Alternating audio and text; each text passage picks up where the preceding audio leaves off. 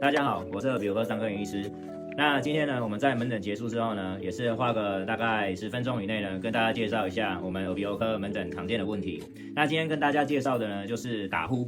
打呼呢，是我们门诊呢很常见哈，就是病患呢会被枕边人带来门诊呢做检查的一个主诉。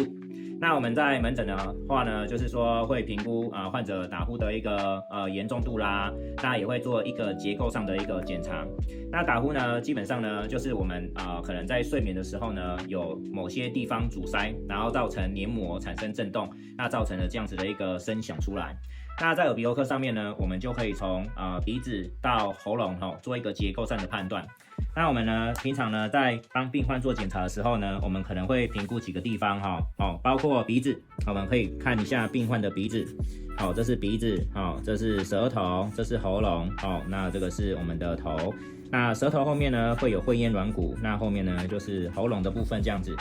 那我们平常呢，空气呢从鼻子进入到鼻腔，然后到喉咙，这样子。那我们呢，就是在评估这整个过程中呢，是不是有哪边呢阻塞，那造成呢患者造成打呼的一个情况。其实很常见的原因呢，都是因为鼻子啦。鼻子晚上睡觉的时候呢，如果产生了鼻塞的一个问题呢，那它就会造成张口呼吸。那张口呼吸的话呢，就容易造成悬雍垂的震动，或者是舌根的震动，那让打呼的声响呢产生出现。还有就是它的严重性这样子。那首先呢，我们会先评估患者的鼻子，鼻子有没有什么结构的问题？那我们来先看鼻子。那鼻子的话呢，我们可以看到说，我们的一般来讲呢，鼻子呢，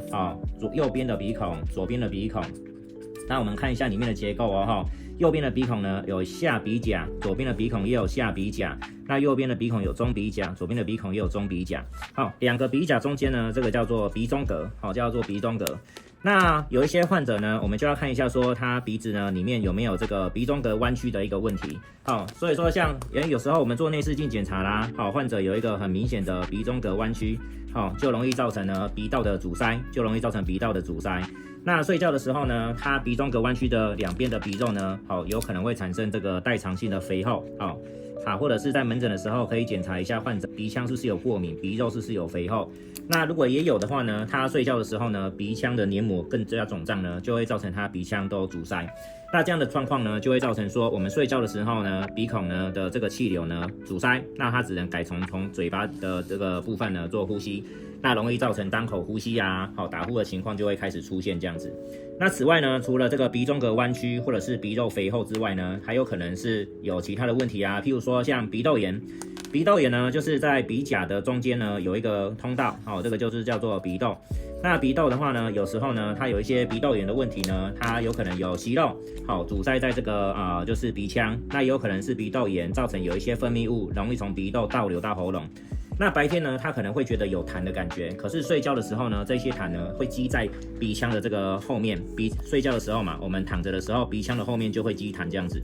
那这样子呢，除了鼻塞之外，张口呼吸。那张口呼吸的时候，这些痰呢会粘在这个咽喉这边，造成不只是鼻塞、张口呼吸这个地方呢，也会有一些粘着性的痰液，让患者呢睡眠品质更差，那有可能会造成打呼的情况也是会更严重这样子。那所以说呢，这主要是鼻子的部分那接着呢，我们呢从鼻子用内视镜检查到咽喉呢，我们还可以看到说这个鼻腔的后面这个地方叫鼻咽。那鼻咽的部分呢，有没有一些结构上的问题啦？譬如说像什么呢？譬如说像腺样体肥大。腺样体肥大呢，就是在鼻子到喉咙的这个转角呢，有一些人呢，他可能会有一些淋巴组织的增生。那这个淋巴组织的增生呢，它就会让鼻子到喉咙的这个空间呢变得更窄。它有可能是淋巴组织的增生或者是像囊肿，有一些时候囊肿比较大呢，也可能会造成这个鼻腔后面的这个咽喉的这个转角造成阻塞这样子。所以说呢，鼻咽的部分呢也是需要做检查的。然后呢，我们可以再继续往下看一下说它这个嘴巴后面的这个结构。嘴巴后面的结构呢，有可能哪一些情况会造成这个呼吸道的阻塞呢？像扁桃腺肥大。扁桃腺肥大呢，我们可以看一下这个舌头后面的结构舌头后面的结构就是长这样子，像这个长这样子。我们可以看到呢，一般来讲舌头两边的这个是扁桃腺，那有一些人扁桃腺很大，扁桃腺很大呢，就会造成他睡觉的时候呢，这个呼吸道呢被阻塞。那这样子呢，也会造成打呼的其中的一个很明显的原因啊，很重要的原因。这样扁桃腺很大嘛，我们躺下去的时候呢，就是扁桃腺相对在舌头后面这个地方，躺下去的时候呢，呼吸道被阻塞呢，它基本上打呼的声音也是会很大。那此外呢，我们除了看扁桃腺的状况之外呢，我们也会看扁桃腺两边上面的这个叫悬雍垂。悬雍垂呢，正常来讲它的形状就是一个适当的一个状态，它主要就是我们身体的结构我们吃东西呢可以阻止我们的这一些食物和水跑到逆流呛到我们的鼻腔这样子。可是有一些人呢，他的这个悬雍垂很肥厚，它很肥厚很塌陷，那这种情况呢就会造成呢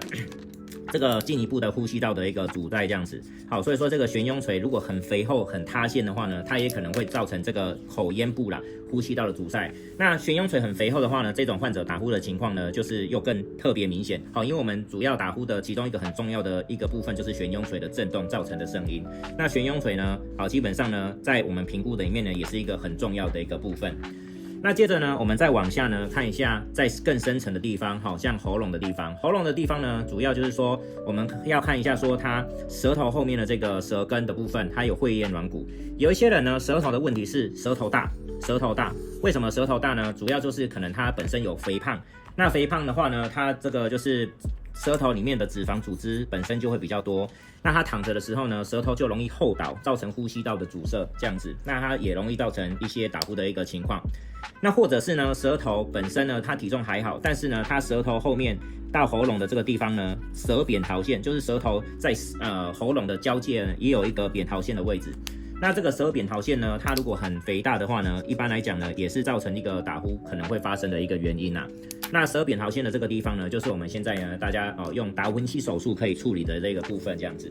好，那整的来讲呢，我们呢在门诊呢评估患者他这个打呼的情况呢，不外乎就是先看结构上有没有问题，包括呢从鼻子到喉咙，看看有没有鼻中隔弯曲，有没有鼻肉的肥厚，那有没有鼻息肉、鼻窦炎。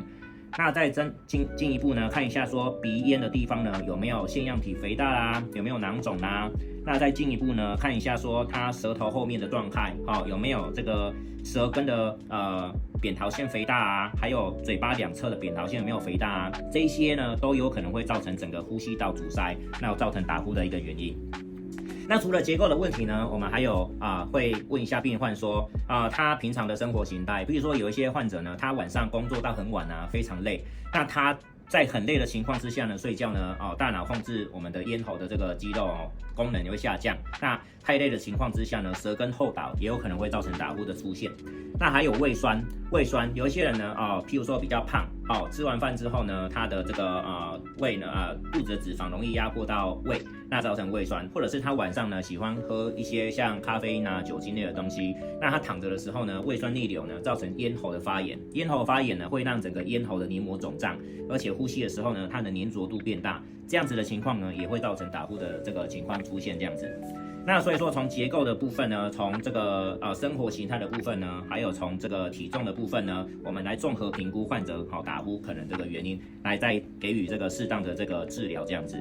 那当然呢，打呼呢，它某一个程度呢，我们还要想到有没有可能是呼吸中止症的这样子一个问题啦。那我们后续呢，可以再针对这个部分呢，来跟大家呢做介绍这样子。对，那所以说呢，这就是我们耳鼻喉科呢，平常在门诊呢针对打呼的病患呢，要先做的一个完整的评估，包括呼吸道还有一些其他的一个部分。那评估完了之后呢，再跟患者解释说，怎样呢来可以解决他这样子的一个打呼的问题。好，那这就是今天跟大家介绍的一个主题，谢谢大家。